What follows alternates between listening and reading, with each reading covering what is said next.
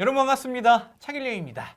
자, 오늘은 그 의대 입시 여러분들 많이 궁금해하실 텐데 대학미래연구소 이재진 소장님 모시고 올해 의대 가려면 이제 어떻게 해야 되는지, 어떻게 대비해야 되는지, 또 이번에 증원 발표를 했는데 그거에 대해서 좀 자세하게 들어보도록 하겠습니다.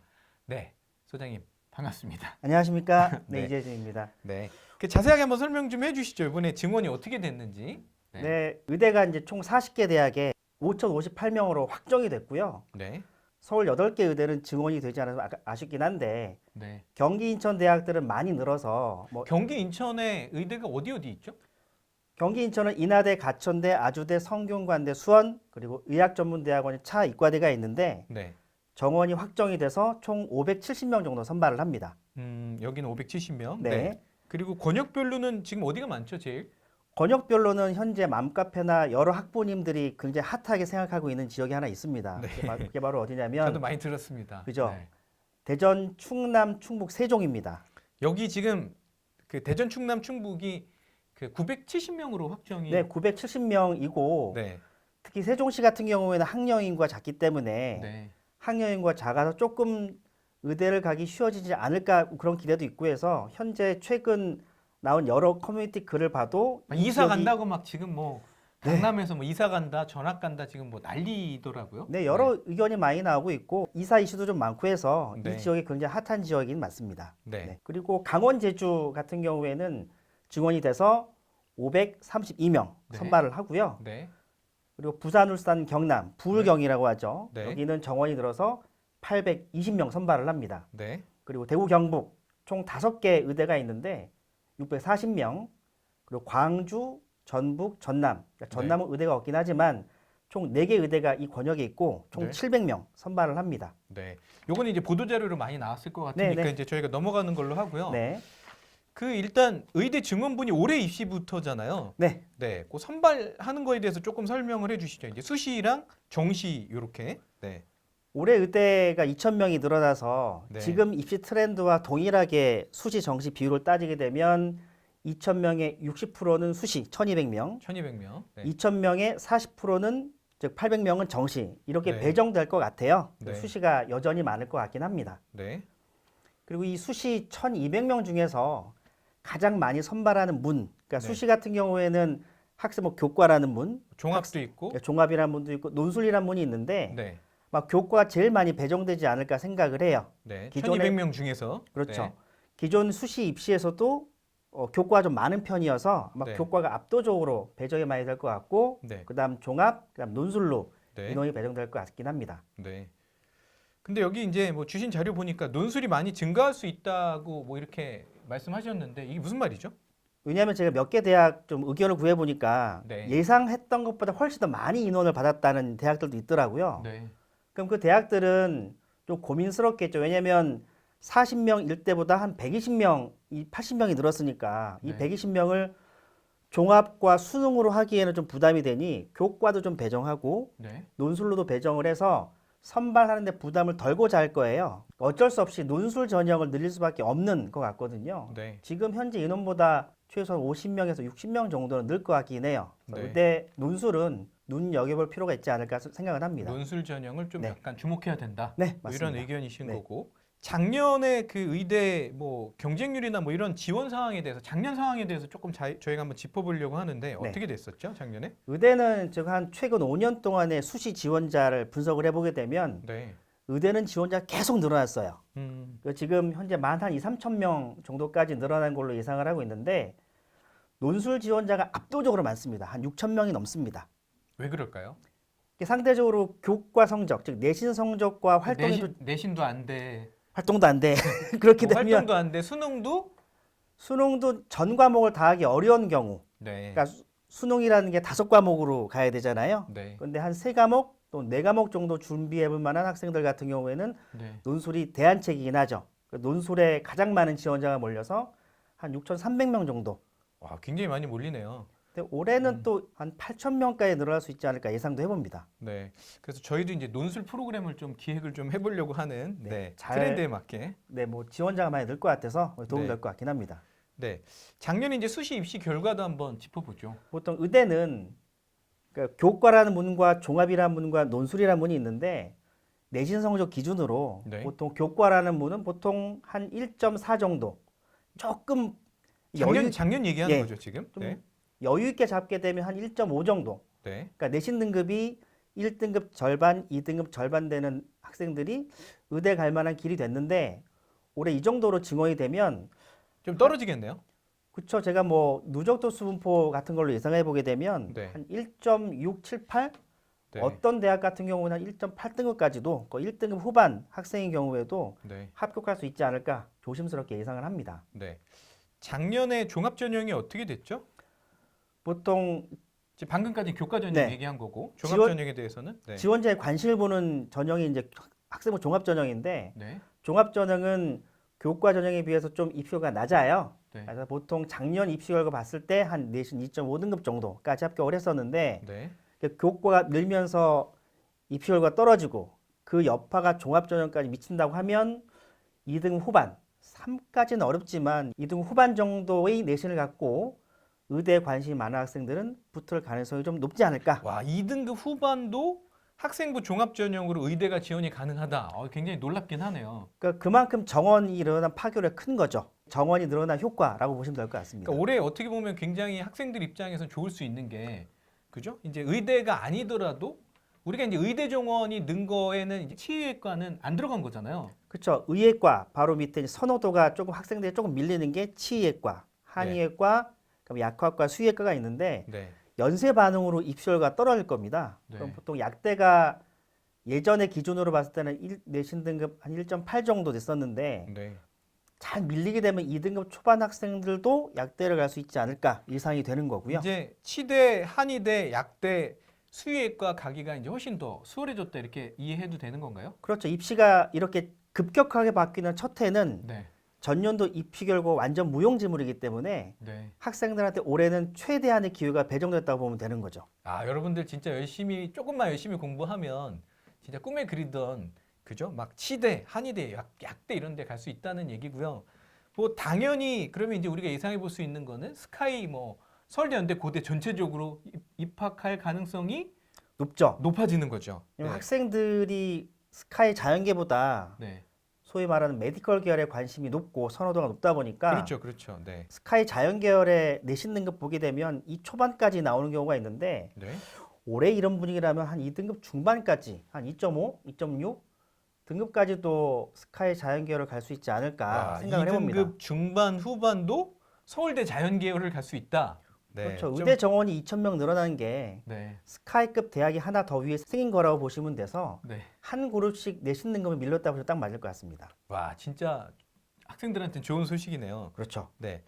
그럼 작년에 이제 우리가 이제 방금 전까지는 수시 입시 결과에 대해서 작년 거 얘기를 해본 거고 작년 정시 입시 결과는 어느 정도였나요? 결과가? 정시 수능에서 수학이 갖고 있는 파괴력은 굉장한데 네. 수능 작년 기준으로 만점이 한 700명 정도 나왔고요. 네. 한 개 정도 틀리면 2,000명, 2,000등 정도 됐습니다. 그러면 수학을. 네. 그렇죠. 네. 수학 기준으로 2,000등 정도 되는데 수학 한 개 정도 틀렸을 때 의대 갈 수 있는 끝선 정도로 제가 보통 잡는데 네. 의대 정원이 늘게 되면 두 문제 틀렸을 때 대략 한 4,000등 정도 될 것 같거든요. 수학 기준으로 봤을 때. 네. 그러면 두 개 틀려도 의대 가는데 크게 어렵지 않은 분위기가 형성될 것 같기는 해요. 물론 다른 과목도 잘해야 한다는 부담감도 있긴 하지만 네. 수학 두 문제 완성하기가 너무 어렵잖아요. 그렇죠. 네, 뭐 지금 올해- 전체 의대 정원이 5,000명이 넘으니까 네, 뭐 두 개 정도 틀려도 뭐 가능해질 가능성이 굉장히 높다. 네, 뭐 그렇게 이렇게 봐야 될 것 이해하면 같습니다. 되는 거죠? 네. 자, 지금 이제 의대 전형별 선발 방식이 크게 네 가지가 있잖아요. 네, 수시에서 세 가지가 있고 네, 정시에서 뭐 정시는 당연히 그냥 한 가지인데 네 그 맞습니다. 네 가지 중에서 지금 제일 많은 데가 어디죠? 당연히 수능 위주 전형이죠. 보통 우리가 정시라고 하는 분이 제일 큰 거고 우리가 보통 착각하는 게 수시가 많다라고 하긴 하지만 수시는 교과라는 문, 종합, 논술을 합쳐서 많은 거고 네. 학생들이 갈 수 있는 개별의 문, 그러니까 교과라는 문과 종합, 논술, 수능을 보게 되면 수능이 제일 많습니다. 네, 여기 보니까 이제 네. 교과가 학생부 교과가 수시에서 30.3%, 네, 학생부 종합이 30%, 네 맞습니다. 논술이 3.6%, 네, 수능이 36.1%. 36.1% 이런 네. 말씀이겠네요. 네, 자, 그러면 이게 또 그 수도권하고 이제 뭐 비수도권으로 좀 나눠서 봐야 되나요? 그렇죠. 왜냐하면 수도권 의대에서 학생들 선발하는 트렌드하고 네. 비수도권은 약간 달라요. 그러니까 네. 서울, 경기, 인천에 있는 의대들은 종합이라는 문이 수시에서 조금 많습니다. 네. 비수도권 같은 경우에는 교과라는 문이 좀 많거든요. 네. 그래서 수도권 의대를 수시로 준비하는 학생들 같은 경우에는 네. 종합을 제1순위로 두고 준비를 하는 게 사실은 맞고 그다음이 수능? 정시 수능? 그렇죠. 왜냐하면 이 교과라는 문은 뒤에 설명드리겠지만 수능 최저 학력 기준이라는 게 또 있어서 네. 의대를 가는데 수능을 하지 않고 뭔가 준비하기에는 굉장히 부담스러운 문이긴 해요. 네. 그래서 교과라는 문이든 종합이라는 문이든 여기에 수능 최저 학력 기준이라는 게 필요하고 또 정시에도 수능이 필요하기 때문에 의대를 준비하는 학생들 같은 경우는 수시, 정시 통틀어서 수능을 준비 안 할 수가 없는 구조가 수도권 되어버렸습니다. 의대를 간다면 수능은 당연히 해야 된다는 해야 거죠. 된다. 네, 그죠? 네. 수시로 가더라도 최저가 있기 때문에. 맞습니다. 네. 자, 그러면 이제 수도권 의대에서 네, 그 수시에서 이제 학생부 교과 선발하는 방법. 네. 네, 요거에 대해서 설명을 좀 해주시죠. 몇 개 대학을 좀 보면 뭐 네. 서울에서 가톨릭대, 경희대, 고려대, 연세대가 내신 성적으로만 뽑는 학생부 교과로 학생들 선발을 해요. 네. 가톨릭대 같은 경우에는 수능 최저가 국어, 수학, 영어, 과학 이 네 개 등급합이 5를 만족해야 되는 거고 경희대는 국어, 수학, 영어, 탐구 중 우선 3개 과목 등급합이 4 정도 돼야 됩니다. 높은 네. 수준의 수능 최저를 요구하고 있죠. 인하대도 세계 1등급 요구하고 있고 가천대도 세계 1등급 요구하고 있습니다. 그래서 교과 전형 같은 경우에는 우수한 내신도 필요하긴 하지만 네. 수능이 안 된다고 하게 되면 아무리 내신이 좋아도 합격할 수 없는 구조거든요. 그러니까 지금 수도권 같은 경우는 네, 학생부 종합이든 네, 학생부 교과든 결국 네. 수능 최저가 중요하다는 거잖아요. 그렇죠. 만족하지 못하면 아무리 서류가 좋거나 네. 아무리 내신이 좋아도 불합격하기 때문에 이 수능이란 이 지표를 놓고 가기에는 의대 준비 어렵습니다. 수도권 의대는 결국은 이 학생부 교과나 학생부 종합에서는 수능 최저가 없는 학교는 없나요? 종합에서 좀 덜어 있기는 해요. 종합에서 제가 그 말씀드리도록 하겠습니다. 아, 네, 알겠습니다. 네. 자, 그러면 이제 수도권의 학생부 종합 전형에 대해서 일단 좀 한번 얘기를 해주시죠. 네. 수도권에 있는 학생부 종합 전형 같은 경우에는 뭐 가톨릭대 학교장 추천도 있고 경희대 네오르네상스, 고려대, 서울대, 성균관대 꽤 많은 대학들이 선발을 하고 있고 네, 앞에와 달리 종합에서는 수능 최저를 보지 않고도 선발하는 문들이 좀 있습니다. 네, 이건 대학의 속내를 잘 모르겠으나 대학들이 아마 수능 최저 학력 기준이라는 국가가 제공하는 표준화된 시험에서 어떤 객관적인 지표가 없이도 충분히 선발할 수 있다라는 자신감 때문에 네. 수능 최저를 보지 않고 서류와 면접만으로도 선발하는 것 같습니다. 뭐 지금 보니까 서울대도 수능 최저를 안 보는 데가 있고 고려대도 있고 네, 경희대도 있고 뭐 많네요. 뭐 성균관대도 있고 뭐 중앙대도 있고. 네 맞습니다. 네.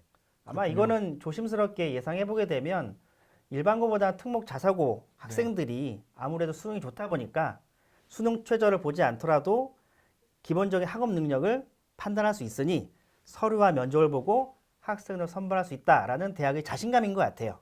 근데 특목고 학생들은 내신이 안 좋을 수밖에 없잖아요. 학생부 종합이라는 게 지원자가 속한 그룹 감안해서 선발을 하거든요. 예를 들어 일반고 내신과 특목고 내신을 동일한 잣대로 비교하기는 어려워서 학생부 종합에서는 특목고 학생이면 특목고 학생 기준에 맞춰서 물론 이게 고교 서열화가 되어 있다는 건 아니고요. 사정관들이 평가할 때 일반고 환경 그리고 특목 자사 환경 감안해서 서류 평가하는 그 의미입니다. 자, 이제 논술 전형 얘기를 해볼 건데요. 네, 좀 한번 얘기해 주시죠. 논술 전형은 현재 100명 이하 모집 인원 선발을 하고 있는데 그러니까 2,000명 증원 전을 말씀하시는 거죠? 맞습니다. 2,000명 증원 전 논술 인원 선발 인원이 100명이 안 되는데 네. 이게 정원이 늘면 교과 종합 수능으로만 선발하기 부담스러운 대학들이 꽤 많거든요. 네. 그래서 아마 몇 개 대학들이 논술로 신규 진입할 것 같아요. 그렇게 네. 되면 이 인원이 앞에서 말씀드린 것처럼 최소한 50명, 60명 늘어날 수 있으니까 네. 의대 증원에 따른 전형별 배분을 볼 때 우리가 네. 4월 말에 각 대학별 확정안이 나옵니다. 네. 그때 어느 대학이 논술로 진입하는지 우리가 살펴볼 필요가 있고요. 네. 또 의대 논술을 하게 되면 굉장히 어렵다라고 생각하는 인식이 강한데 네. 실제 문제를 분석해 보게 되면 수능 수학과 꽤 유사해요. 아, 그런가요? 네, 그래서 수능 수학을 잘 푸는 학생들이 대체로 의대 수리 논술을 잘 푸는 경향을 보이고 있습니다. 네. 그래도 수리 논술을 조금 더 전문적으로 준비하는 게 낫지 않을까요?